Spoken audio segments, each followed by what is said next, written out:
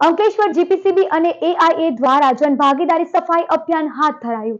Plastic મુક્ત ભારતની પહેલ ઉપર 22 મેથી 4 જૂન સુધી પ્લાસ્ટિક મુક્ત અંકલેશ્વર જીઆઈડીસી સફાઈ અભિયાન શરૂ કરાયું છે। અંકલેશ્વર ઔદ્યોગિક બંદર અને ગુજરાત પ્રદૂષણ નિયંત્રણ બોર્ડ દ્વારા લોક ભાગીદારીથી જીઆઈડીસી વિસ્તારમાં પ્લાસ્ટિક સફાઈ અભિયાન ચાલી રહ્યું છે। પ્લાસ્ટિકના કચરાને એકત્ર કરી તેને રિસાયકલ કરાશે।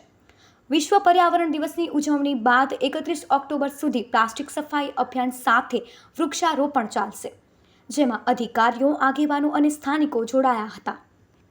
વર્લ્ડ એન્વાયરમેન્ટ ડે 2025 ના સેલિબ્રેશનના ભાગરૂપે આપણે 22 તારીખથી 4 તારીખ સુધી અવેરનેસ પ્રોગ્રામ, ક્લીનનેસ ડ્રાઈવ અને એમાં લોક સહકાર, લોક ભાગીદારી અને બધા જ સરકારશ્રીના બધા જ વિભાગો આ કામગીરી કરી રહ્યા છે, જેથી કરીને 5 જૂન સુધીમાં આપણે બધું ક્લીન કરી શકીએ અને 5મી જૂને એનું સેલિબ્રેશન થશે અને 5 જૂન પછી 31 ઓક્ટોબર સુધી આ કાર્યક્રમ ચાલવાનો છે આપણે।